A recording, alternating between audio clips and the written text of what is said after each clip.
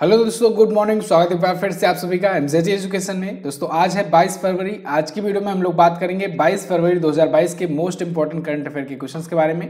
पूरी वीडियो ध्यान से देखिएगा, पूरी वीडियो डिटेल में आपको समझाई गई है। अगर वीडियो पसंद आए तो वीडियो को लाइक और शेयर जरूर कर देना। चैनल पर नए आए हो चैनल को सब्सक्राइब करके बेल आइकन को प्रेस कर देना, जिससे आने वाली वीडियोज का नोटिफिकेशन आप तक पहुंचता रहे। इसकी पीडीएफ फाइल और डिटेल्स के साथ क्विज मिलेगी आपको हमारे एप्लीकेशन पर, तो MJT app Google play store से डाउनलोड कीजिए। बात करेंगे लास्ट डे के क्वेश्चंस की। लास्ट डे का मेरा पहला क्वेश्चन था आपसे, वर्तमान में भारत में कुल कितने आईआईटीज हैं? तो 23 हैं। अंतर्राष्ट्रीय ओलंपिक समिति की स्थापना कब हुई थी? 1894 में हुई थी। पहला ओलंपिक कब खेला गया था? 1896 में खेला गया था। चलिए बात करेंगे आज के दिन के पहले क्वेश्चन की। आज का पहला क्वेश्चन है हमारा, दादा साहब फाल्के अंतर्राष्ट्रीय फिल्म पुरस्कार 2022 में सर्वश्रेष्ठ फिल्म का पुरस्कार किसने जीता? तो ये जीता है दोस्तों शेरशाह ने। शेरशाह फिल्म जो है ये सबसे बेस्ट फिल्म चुनी गई है दादा साहब फाल्के इंटरनेशनल फिल्म पुरस्कार में। अभी हाल ही में दादा साहब फिल्म पुरस्कारों की घोषणा हुई। शेरशाह मूवी देखिए यहाँ पर है, इस प्रकार से है। ये कैप्टन विक्रम बत्रा जो कि 1999 की कारगिल की लड़ाई में दोस्तों जो हीरो रहे थे, उनकी याद में उनको डेडिकेटेड थी ये फिल्म, तो उन्हीं के ऊपर ये बनी थी। तो इस फिल्म को चुना गया है बेस्ट फिल्म। अच्छा, कुछ और अवार्ड्स हैं, जैसे फिल्म ऑफ द ईयर चुनी गई है पुष्पा द राइज, ये फिल्म ऑफ द ईयर चुनी गई है। दोनों में अंतर है, ध्यान रखिएगा। बेस्ट फिल्म पूछा जाए तो आप बताएंगे Shershaah, film of the year पूछा जाए तो आप बताएंगे Pushpa the rise. Best actor चुने गए रणवीर सिंह 83 मूवी के लिए। बेस्ट एक्ट्रेस का अवार्ड जीता कृति सेनन ने मिमी फिल्म के लिए। बेस्ट डायरेक्टर का अवार्ड जीता केन घोष ने the stage of siege temple attack movie के लिए। मुंबई में आयोजित किया गया दादा साहब फाल्के इंटरनेशनल अवार्ड। देखिए, दादा साहब फाल्के अवार्ड अलग होता है और दादा साहब फाल्के इंटरनेशनल अवार्ड अलग होता है।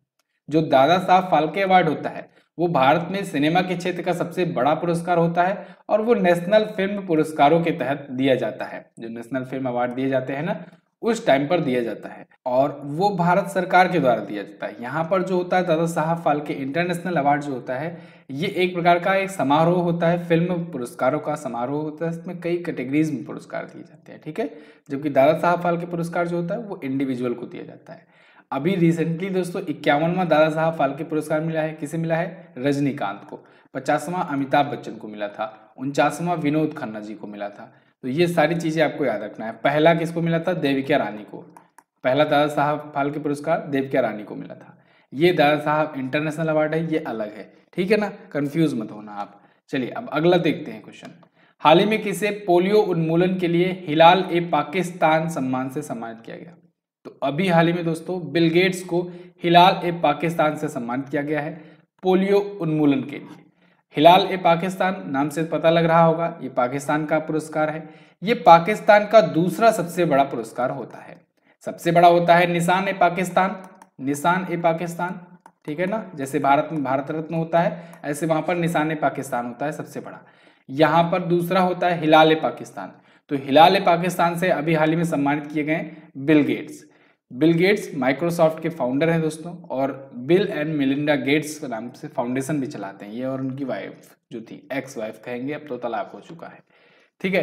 तो इनको पाकिस्तान में पोलियो उन्मूलन के इनके प्रयासों को लेकर के ये पुरस्कार दिया गया है। क्लियर है?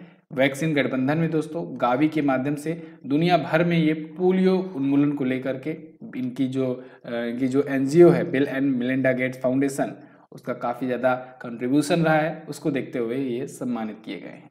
अच्छा, पोलियो आया है, पोलियो से याद आया आपको 24 अक्टूबर, कल की रात वाली वीडियो में मैंने आपको बताया था पोलियो दिवस मनाया जाता है, विश्व पोलियो दिवस 24 अक्टूबर को। इसके अलावा दोस्तों अभी पोलियो मुक्त भारत कब हुआ था? तो पोलियो मुक्त भारत हुआ था 2014 में। कब? 2014 में ही भारत पोलियो मुक्त घोषित हो गया है। अभी मलेरिया मुक्त घोषित हुआ था चीन। तो ये भी आपको याद रखनी है चीजें, ठीक है ना। चलिए आगे देखते हैं। हुरून इंडिया वेल्थ रिपोर्ट 2021 के अनुसार भारत के करोड़पति परिवारों में कितने प्रतिशत की वृद्धि हुई है? तो दोस्तों अभी हुरून इंडिया की वेल्थ रिपोर्ट आई है रिसेंटली। इसमें बताया गया है कि भारत के करोड़पति परिवारों में 11% की वृद्धि हुई है पिछले साल की अपेक्षा में। हुरून इंडिया की ये रिपोर्ट है। इसमें यह बताया गया है कि कम से कम जो $1 मिलियन की संपत्ति वाले परिवार हैं, यानी 7 करोड़ की संपत्ति वाले परिवार हैं, इनको करोड़पति, डॉलर करोड़पति घर कहा जाता है। और ऐसे डॉलर करोड़पति घर जो है अगले 5 वर्षों में 30% और बढ़ जाएंगे। 2026 तक कितने हो जाएंगे? ये हो जाएंगे 6 लाख घर, ठीक है, जिनकी संपत्ति करोड़ डॉलर होगी। करोड़ डॉलर मतलब मैंने आपको बताया 7 करोड़ रुपए जिसकी होगी। अभी 11% बढ़कर के 4,58,000 ऐसे घर हैं भारत में, ठीक है। सबसे ज्यादा कहाँ पर है? मुंबई में है, उसके बाद दिल्ली में है, उसके बाद है कोलकाता में, ठीक है। मुंबई में 20,000 घर, 20,300, दिल्ली में 17,400 और 10,500 के आसपास में कोलकाता में है। क्लियर है बिल्कुल। अगला देखते हैं। अगला क्वेश्चन है, हाल ही में किस देश ने 9 साल बाद माली से सैन्य वापसी की घोषणा की? तो दोस्तों माली एक देश है, वहां से सैन्य वापसी की घोषणा की है फ्रांस ने। फ्रांस 9 साल से वहां पर अपना सेना जो है वो डिप्लॉय किया हुआ था। अब 9 साल के बाद वहां से अपनी सेना वापस ले जा रहा है। वापस कहां पर ले जा रहा है? ये वापस ले जा करके अब नाइजर स्थापित कर रहा है, ठीक है ना। पहली बार 2013 में ये माली में लगाया हुआ था। वहां पर राष्ट्रपति फ्रांको होलंदे के नेतृत्व में जो जिहादी हुए थे उनके खिलाफ सैनिकों को तैनात किया गया था, ठीक है ना। जो जिहादी थे, जो वहां पर आंदोलन वगैरह कर रहे थे, तो उनके खिलाफ यहाँ पर स्थापित किया गया था। और अब फिलहाल 9 साल के बाद वापस करने की घोषणा कर दी है इमैनुअल मैक्रोन ने, जो कि फ्रांस के प्रेसिडेंट हैं। फ्रांस आप देख लीजिए मैप में है कहाँ पर, यूरोपियन कंट्रीज है, यहाँ पर है फ्रांस, और पेरिस इसकी राजधानी है, यूरो यहाँ की करेंसी है, इमैनुअल मैक्रोन प्रेसिडेंट हैं। अगला क्वेश्चन, हाल ही में एडिडास ने किस खिलाड़ी को अपना ब्रांड एम्बेसडर बनाया? तो एडिडास ने अपना ब्रांड एम्बेसडर बनाया है मनिका बत्रा को। मनिका बत्रा दोस्तों ये टेबल टेनिस की भारत की स्टार खिलाड़ी हैं, टेबल टेनिस की, ठीक है। एक होता है टेनिस, लॉन टेनिस जिसे कहते हैं, और दूसरा होता है टेबल पर जो खेला जाता है टेनिस, टेबल टेनिस जिसे कहते हैं, टीटी। तो ये टेबल टेनिस की भारत की स्टार खिलाड़ी हैं मनिका बत्रा। एडिडास ने इनको अपना ब्रांड एम्बेसडर बनाया हुआ है। इनके बारे में अगर बात करें तो 2018 के कॉमनवेल्थ गेम्स में इन्होंने भारत को गोल्ड दिलाया था टेबल टेनिस में। ये जीतने वाली पहली भारतीय महिला बनी थी।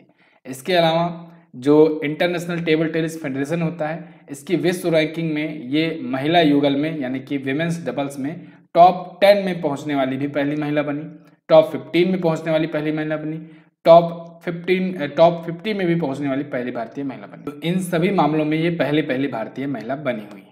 ओके, यहाँ पर आप रिवीजन कर सकते हैं, इसको 2-3 दिनों से मैं रिवाइज करवा रहा हूँ, तो आज मैं आगे बढ़ता हूँ, रुक करके आप स्क्रीनशॉट ले सकते हैं। अगला, हाल ही में प्रियम गांधी मोदी ने कौन सी पुस्तक लिखी?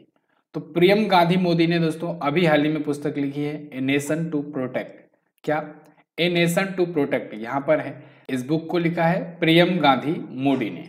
ओके, तो ये पुस्तक को अभी हाल ही में विमोचित किया केंद्रीय स्वास्थ्य मंत्री मनसुख मंडाविया जी ने। इसमें पिछले 2 वर्षों में कोविड के दौरान पीएम नरेंद्र मोदी जी की भूमिका पर प्रकाश डाला गया है। रिसेंटली कुछ पुस्तकें आई हैं, उनका आज रिवीजन करेंगे। Fearless governance doctor Kiran Bedi जी ने लिखा है। First lady IPS of India. Operation खत्म आरसी गंजू और अश्विनी भटनागर ने लिखा है। द क्लास ऑफ 2006 आकाश कंसल ने लिखा है। The golden boy Neeraj Chopra Navdeep Singh Gill ने लिखा। इंडिया दैट इज भारत जी साई दीपक ने लिखा। और अटल बिहारी वाजपेयी सागरिका घोष जी ने लिखा। अगला क्वेश्चन, हाल ही में फसल बीमा पॉलिसियों को वितरित करने के लिए भारत सरकार ने कौन सा अभियान लॉन्च किया? तो अभी हाल ही में भारत सरकार ने लॉन्च किया है मेरी पॉलिसी मेरा अभियान नाम से एक कैंपेन। ये फसल बीमा पॉलिसियों को वितरित करने के लिए है, जिससे लोगों तक पहुंच सके फसल बीमा, ठीक है ना। फसल बीमा पॉलिसियां जगह जगह तक, लोगों तक, एक एक घर तक वितरण किया जा सके, इसलिए ये सुनिश्चित किया जा सके, इसलिए ये अभियान, ये अवेयरनेस कैंपेन शुरू किया गया है। प्रधानमंत्री फसल बीमा योजना के बारे में बात करें तो इसकी शुरुआत हुई थी 18 फरवरी 2016 को। अभी इसने अपने 6 वर्ष पूरे किए हैं 18 फरवरी को ही, ठीक है। ये मध्य प्रदेश के सीहोर से शुरू किया गया था। अच्छा, कौन सी योजना कहाँ से शुरू की गई है ये इंपॉर्टेंट होता है, इस पर मैं वीडियो आपको दूंगा, जल्द ही दूंगा, ठीक है। पीएम नरेंद्र मोदी जी के द्वारा ये लॉन्च किया गया था। अच्छा, आरआरबी एनटीपीसी सीबीटी 2 का बैच आया हुआ है, जिसको लेना है वो जा करके ले सकता है एमजीटी ऐप से। MGT app Google play store से डाउनलोड करके आरआरबी एनटीपीसी सीबीटी 2 का बैच ले सकते हो। जीएस स्पेशल बैच है, क्लासेस लगातार आ रही हैं, समय कम बचा है, आप इसे ज्वाइन कर सकते हो। अगला देखते हैं, प्रत्येक वर्ष 20 फरवरी को किस राज्य का स्थापना दिवस मनाया गया? तो 20 फरवरी को दोस्तों मिजोरम और अरुणाचल प्रदेश का स्थापना दिवस मनाया जाता है। तो उपरोक्त दोनों ऑप्शन यहाँ पर आपका करेक्ट हो जाएगा। 20 फरवरी 1987 को 1987 को ये दोनों राज्य, इन दोनों राज्यों को राज्य का दर्जा मिला था, राज्य के रूप में भारत में जोड़ा गया था। किसको किसको? मिजोरम को और अरुणाचल प्रदेश को। तो देखिए मिजोरम जो था वो बना था भारत का 23वां राज्य, और अरुणाचल प्रदेश जो बना था ये भारत का 24वां राज्य बना हुआ था। मिजोरम को 1972 में पूर्वोत्तर क्षेत्र पुनर्गठन अधिनियम 1971 के तहत केंद्र शासित प्रदेश पहले घोषित किया गया था। उसके बाद 1986 में 53वें संविधान संशोधन के बाद 23वां राज्य बना दिया गया। और वहीं अरुणाचल प्रदेश की बात करें तो इसका नाम पहले नेफा था, ठीक है ना, नेफा था पहले, नेफा यानी कि नॉर्थ ईस्ट फ्रंटियर एजेंसी था। बाद में इसको पहले केंद्र शासित प्रदेश घोषित किया गया, फिर इसको पूर्ण राज्य का दर्जा दिया गया 1987 में। इसे उगते सूरज की भूमि भी कहा जाता है। क्लियर? तो 1987 में दोनों राज्य जुड़े। अगला, किस महारत्न कंपनी को भारत की सबसे भरोसेमंद पीएसयू कंपनी का पुरस्कार मिला? तो दोस्तों अभी हाल ही में CIL को, कोल इंडिया लिमिटेड को भारत की सबसे भरोसेमंद पीएसयू यानी पब्लिक सेक्टर यूनिट या कहे सार्वजनिक क्षेत्र की कंपनी जो होती है उसका पुरस्कार मिला है। कोल इंडिया लिमिटेड तो एक महारत्न कंपनी है, इसको ये पुरस्कार कोलकाता में एसोचैम के द्वारा आयोजित किए गए energy meet and excellence award समारोह में ये दिया गया है। CIL कोल इंडिया लिमिटेड, इसके चेयरमैन है प्रमोद अग्रवाल जी। अभी हाल फिलहाल में एक स्टार्टअप लेंस के द्वारा जनवरी 2022 में एक रिपोर्ट जारी की गई थी भारत के शीर्ष 40 CEO की, तो उसमें ये भी शामिल थे। इंडिया के top 40 CEO chief executive officers की लिस्ट में ये भी शामिल थे जो इसके चेयरमैन हैं। इसका हेडक्वार्टर दोस्तों कोलकाता में है और 1975 में स्थापित हुआ था। एक महारत्न कंपनी है, महारत्न कंपनी है। भारत में टोटल महारत्न कंपनियों की संख्या 11 है। अगला, अंतर्राष्ट्रीय मातृभाषा दिवस कब मनाया जाता है? तो इंटरनेशनल मदर लैंग्वेज डे दोस्तों मनाया जाता है प्रत्येक वर्ष 21 फरवरी को। 21 फरवरी को मातृभाषा के बारे में अवेयरनेस फैलाने के लिए, इसके महत्व को बताने के लिए ये दिवस मनाया जाता है प्रत्येक वर्ष, अंतर्राष्ट्रीय मदर लैंग्वेज डे। ठीक है, इस बार की थीम क्या रखी गई है? बहुभाषी शिक्षा के लिए प्रौद्योगिकी का उपयोग, चुनौतियां और अवसर। 1999 से ये शुरू हुआ, यूनेस्को के द्वारा ये मनाया जाता है। यहाँ पर दोस्तों अभी फरवरी मंथ के अभी तक जो इंपॉर्टेंट डेज आए हैं उनको लिखा गया है, आप रिवीजन कर सकते हैं क्विकली।